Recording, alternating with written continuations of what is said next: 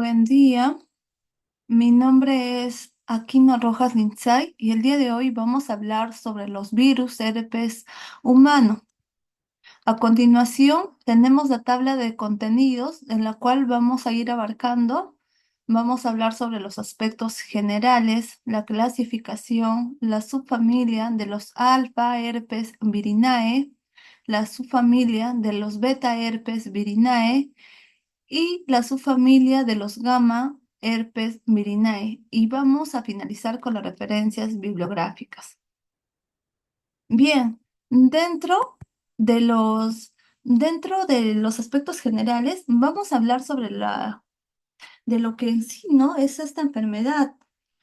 Si bien los virus del herpes humano son miembros de una gran familia de virus de ADN que van a infectar a los seres humanos. Normalmente este virus va a generar infecciones a nivel de la piel, de las mucosas y que van a provocar que aparezcan ampollas muy dolorosas, ¿no? Para poder entender mejor, en la parte izquierda tenemos la imagen del virus herpes en la cual va a tener un virión de 180 a 200 nanómetros. Su ADN es lineal de doble cadena y pues va a tener una cápside, que es una cubierta proteica que va a proteger el material genético del virus. También va a contener su tegumento, el tegumento, que es una capa intermedia entre la cápside y la envoltura viral. También va a tener una envoltura, que es una membrana externa que rodea al virus y le permite fusionarse con las células del huésped. Y vamos a tener su material genético, que es el ADN de doble cadena, en el cual contiene la información necesaria para la replicación viral. En aquí hay que recordar que va a tener un ADN lineal de doble cadena que se va a encontrar en la nucleocápside. Su envoltura de este virus va a contener las espículas, su expresión genética va a ser precoz y van a inducir a infecciones latentes, ¿no? Que vamos a estar hablando más adelante. Bien, conociendo una vez ello, pasamos a la clasificación. eh, de este virus herpes, que va a tener tres subfamilias. La primera de ellas van a ser los alfa herpes virinae, que van a incluir al virus del herpes simple 1, el virus del herpes simple 2 y el virus de la varicela zoster, que es el virus herpes tipo 3. En aquí, si bien va a contener a un amplio rango de tejidos hospederos y van a tener un corto ciclo de replicación y su efecto va a ser citopático intenso. Luego vamos a tener a la otra subfamilia que es a los beta herpes virinae. Aquí vamos a tener al herpes virus tipo 5, 6 y 7. Ellos van a tener un ciclo de replicación lento y un rango de hospederos limitados. Van a persistir en aquí los granulocitos como también los linfocitos. Y por último, vamos a tener a los gamma herpes virinae. En aquí va a estar el virus herpes tipo 4, que es el de Epstein-Barr, y el virus asociado al sarcoma de Kaposi, que es el virus herpes de tipo 8, ¿no? Ellos van a tener un potencial oncogénico y un rango de hospedadores muy restringido, pero mayormente aquí va a persistir en los linfocitos B. Su ciclo de replicación va a ser lento.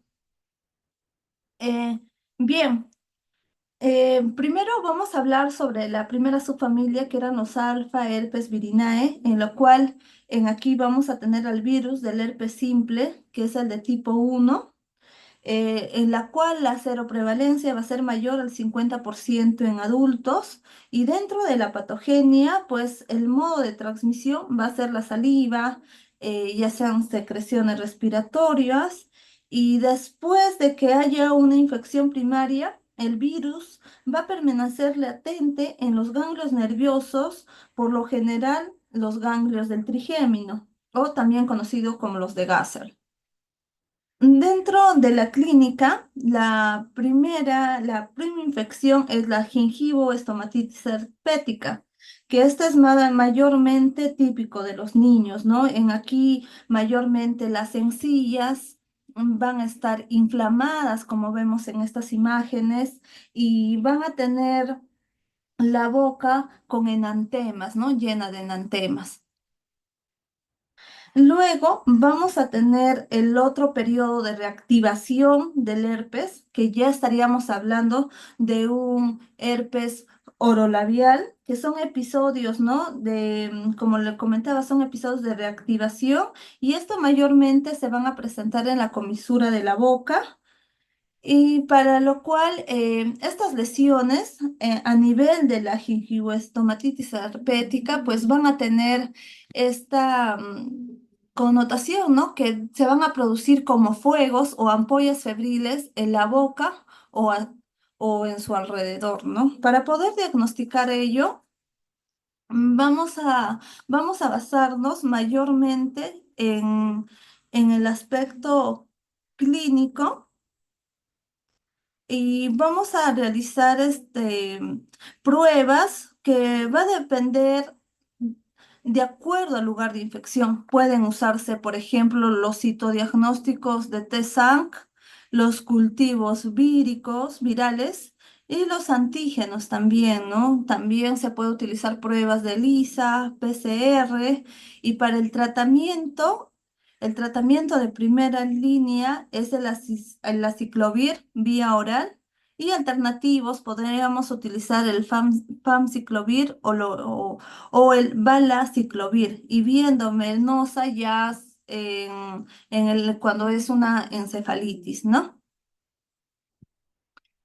Bien, aquí tenemos el virus herpes simple tipo 2 o abreviadamente es el VHS2 o el VHH2 cuya seroprevalencia va a darse en un 10 a un 20% en los adultos y dentro de la patogenia vamos a tener que su modo de transmisión es a través de las relaciones sexuales o perinatal y después de la infección primaria el virus va a pertenecer o va a permanecer latente a nivel de los ganglios nerviosos, típicamente en los ganglios sacros, ¿no? Dentro de la clínica, si bien como va a producir el herpes genital, que es una ITS, va a cursar en el paciente con mucha quemazón, va a haber parestesias, vamos a ver estas lesiones eritematosas, las vesículas, que se van a formar muchas veces en úlceras y por ende en costras, ¿no? Esta va a ser muy dolorosa y va a cursar con adenopatías muy dolorosas, ¿no? Entonces, aquí, por ejemplo, tenemos lo que es el herpes genital que va a producir ampollas en los genitales. Estas ampollas pequeñas siempre van a ser dolorosas y van a estar llenas de un líquido claro o también color a paja, ¿no? Dentro del diagnóstico para el herpes genital suele ser clínico y el uso de pruebas depende también del lugar de la infección. Pueden usarse el citodiagnóstico de T-Sanc, los cultivos virales, antígenos, la prueba de ELISA y PCR, ¿no? Para el tratamiento se va a dar vía el aciclovir, vía oral o los alternativos también, ¿no? Como el famciclovir o el valaciclovir. Y en meningitis estaríamos hablando de un herpes neonatal. Aquí ya se estaría dándose el aciclovir vía endovenosa. Ahora, en aquí hay que tener muy claro que mayormente el herpes genital en el varón va a ser más frecuente a nivel del pene y en la mujer se va a dar mayormente en el cérvix y luego a nivel de la vulva. Bien, dentro de lo que es el virus de la varicela zóster, que es el de tipo 3. El modo de transmisión se va a dar a través de secreciones respiratorias, líquido vesicular y después de la infección primaria, este virus de la varicela zóster puede llegar a ser latente a nivel de los ganglios de la raíz dorsal o los ganglios de Gasser, porque cuando por ejemplo son a nivel de los ganglios de Gasser, en aquí estaríamos hablando de un herpes zóster oftálmico o si se da a nivel de los ganglios geniculados, ya estaríamos hablando de un herpes óptico. Dentro de la clínica, pues el paciente va a presentar la varicela, que primeramente esta es la prima infección más frecuente en niños y el chantemas vesiculares de distribución cefalocaudal y su complicación más frecuente va a ser la sobreinfección bacteriana. Luego vamos a tener al herpes zóster, que este ya sería el periodo de reactivación más frecuente en inmunodeprimidos y va a cursar con un dermatoma con síntomas neurológicos. El paciente va a presentar lo que son las vesículas y por ende estas van a tener costras, ¿no? Y su complicación más frecuente es la neuralgia posherpética, ¿no? También dentro de la clínica se va a presentar el síndrome de varicela congénita, ¿no? Cuando el feto se ve infectar con el virus del herpes zóster y durante el embarazo, ¿no?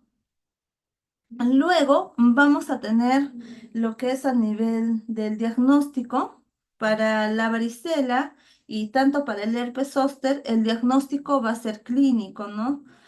Van a haber pruebas en la cual también se van a utilizar las pruebas de PCR, cultivos, los anticuerpos fluorescentes directos y para el tratamiento vamos a tener, pues, en caso de la varicela es sintomático y el aciclovir también se puede utilizar vía oral. Para el herpes zóster hay que utilizar el aciclovir vía oral. Si es generalizado o como mayormente van a presentar los inmunosuprimidos, se debe dar en estos casos vía endovenosa. Hay que recalcar que la complicación más frecuente va a ser la neuralgia posherpética.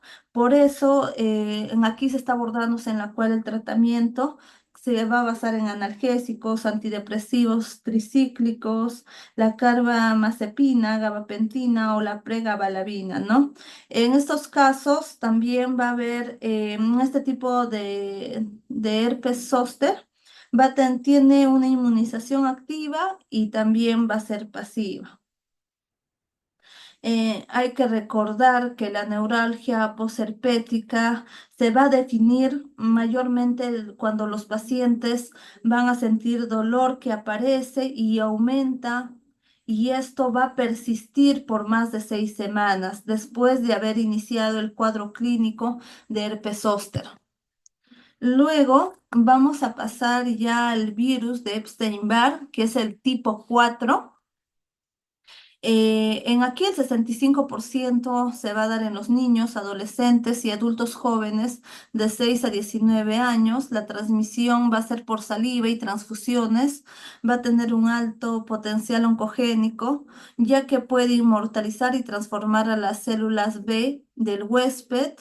Y dentro de la clínica vamos a tener que el paciente inmunocompetentes, que son los niños, suelen pasarlo de manera sintomática o subclínico. Luego, cuando estos pacientes ya adolescentes y jóvenes, ya se estaría desarrollando lo que es una mononucleosis infecciosa, que es la enfermedad del beso, ¿no? Como podemos ver en la imagen, en la cual aquí es donde se va a incubar este virus de 2 a 6 semanas, van a haber pródromos inespecíficos y la tríada clásica en estos pacientes pues va a ser que va a venir un paciente con fiebre, faringitis y adenopatías, ¿no? También cursa con visceromegalia, rash cutáneo, tiene resolución espontánea, pero el paciente va a quedar con un malestar de fatiga y falta de concentración. Esto muchas veces se puede complicar, por ejemplo, con una anemia hemolítica autoinmune. Dentro de los diagnósticos, vamos a tener a los anticuerpos heterófilos, para ello se van a utilizar la reacción de Paul-Bunner, que son inmunoglobulinas M, que van a estar positivos entre una semana a 3 meses y suele ser la primera prueba para solicitar. También se le va a pedir hemograma con linfocitos atípicos, las enzimas hepáticas deben estar elevadas, los anticuerpos anti-ACV con la inmunoglobulina M para la primera infección y para los carcinomas también o para los linfomas de Burkitt, ¿no? Dentro de lo cual vamos a tener un tratamiento, pero esto es un tratamiento específico en caso de la mononucleosis infecciosa, cuando el paciente pues va a encontrarse debería de encontrarse en reposo, no debe de consumir alcohol. También se le puede recetar los que son los corticoides si desarrolla complicaciones autoinmunes. Pasando al otro tipo de virus herpes humano, que es el 5. En este caso estamos hablando del citomegalovirus. Su modo de transmisión va a ser congénito, también puede ser ya sea por relaciones sexuales, transfusiones, trasplantes a través de la saliva, incluso de la orina. ¿Y qué características van a tener? Pues si bien van a ser linfocitos grandes atípicos con cuerpos de inclusión intranucleares que tienen apariencia de ojo de búho. Y pues también utiliza integrinas para causar infecciones. Dentro del cuadro clínico vamos a tener que se va a presentar en inmunocompetentes y esto va a ser asintomático o puede ser sintomático, pero con un síndrome de los mononucleósidos, va a haber una infección congénita o perinatal.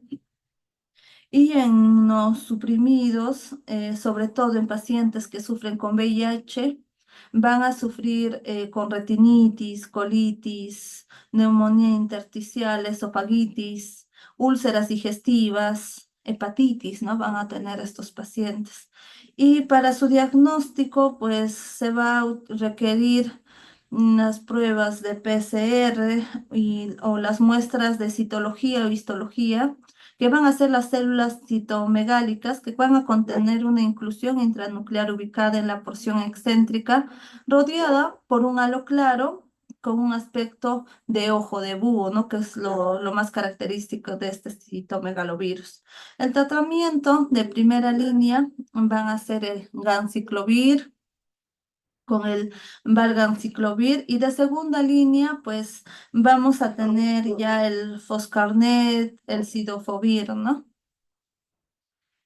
Luego, dentro del virus herpes humanos, vamos a tener los dos tipos, los dos subtipos, que es el virus herpes humano 6 y el de tipo 7.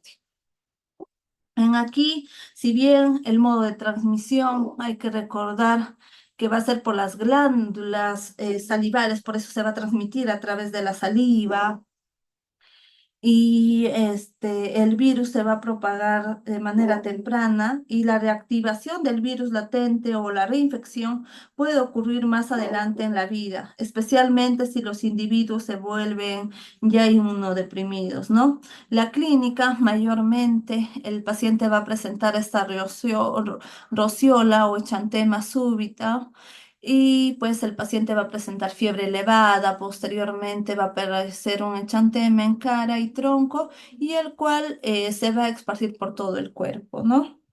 El tratamiento mayormente va a ser sintomático, pero en algunos casos se van a resolver espontáneamente, ¿no? Por eso que el diagnóstico también va a ser la clínica. Bien, esto sería todo. Aquí tenemos las referencias bibliográficas.